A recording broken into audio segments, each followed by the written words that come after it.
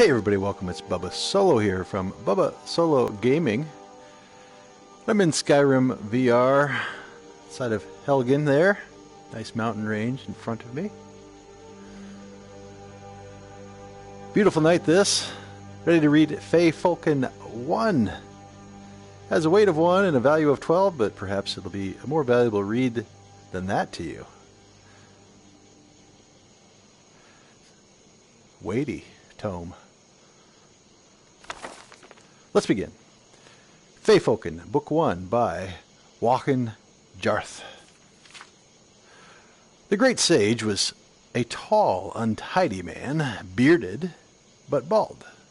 His library resembled him.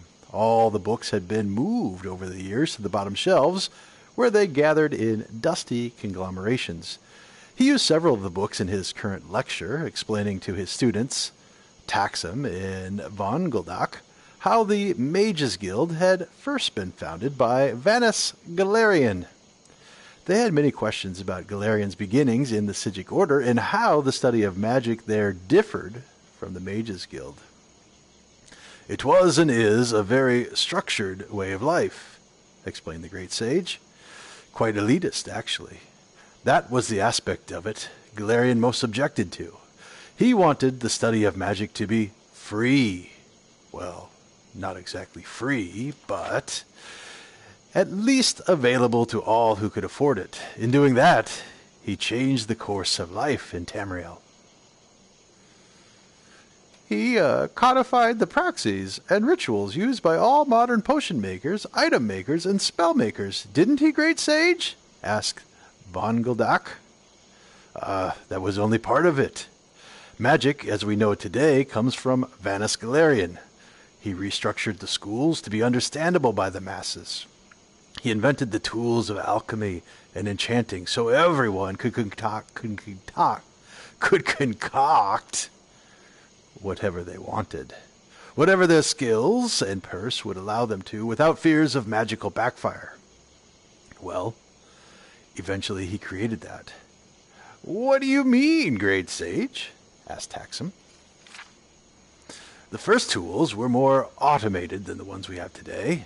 Any layman could use them without the least understanding of enchantment and alchemy. On the Isle of Artium, the students had to learn the skills laboriously and over many years, but Galerian decided that was another example of the Sigic's elitism.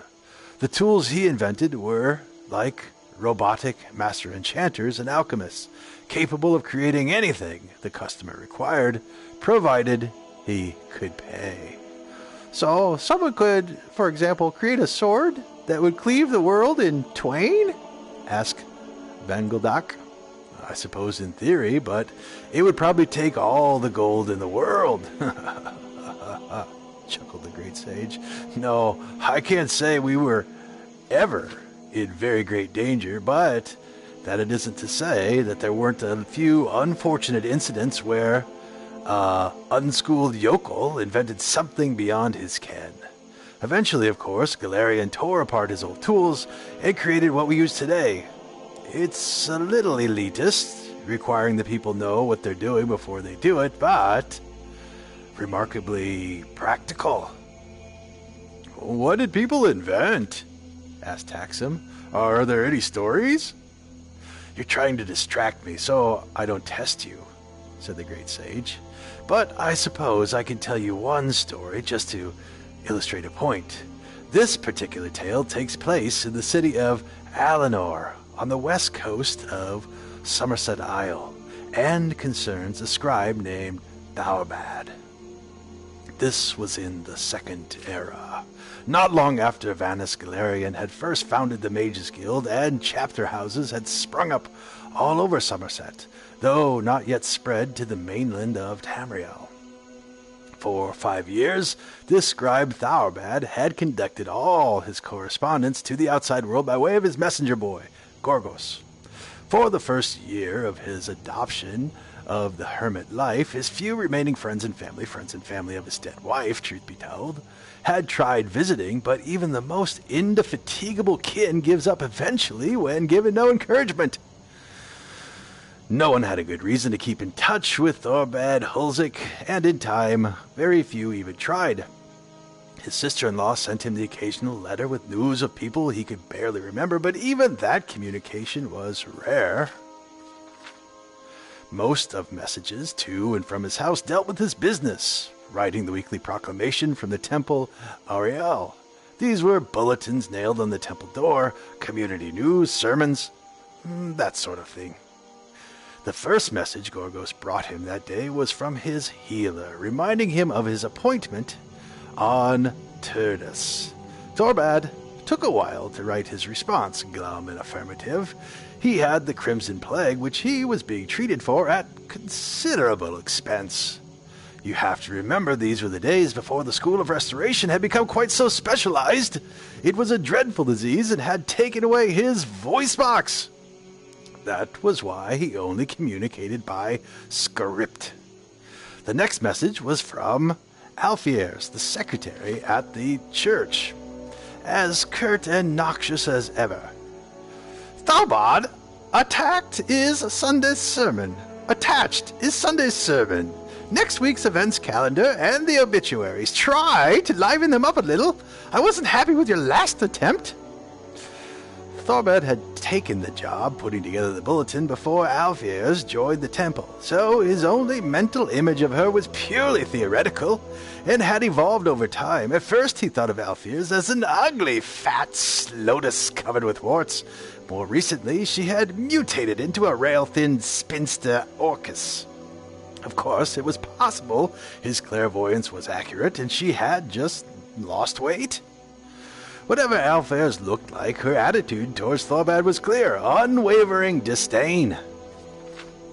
She hated his sense of humor, always found the most minor of misspellings, and considered his structure and calligraphy the worst kind of amateur work.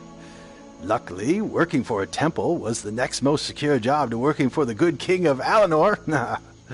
It didn't bring in very much money, but his expenses were minimal. The truth was, he didn't need to do it anymore.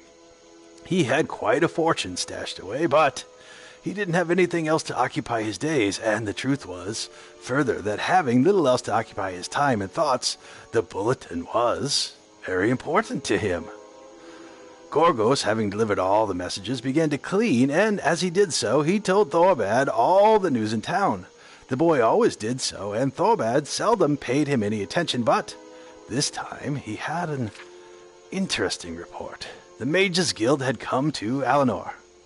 As Thorbald listened intently, Gorgos told him all about the guild, the remarkable Archmagister, and the incredible tools of alchemy and enchanting. Finally, when the lad had finished, Thorbad scribbled a quick note and handed it, and a quill, to Gorgos. The note read, "Have them enchant this quill." "It will be expensive," Gorgos said. Thorbad gave Gorgos a sizable chunk of the thousands of gold pieces he had saved over the years and sent him out the door. Now, Thorbad decided he would finally have the ability to impress Alfiers and bring glory to the temple of Ariel.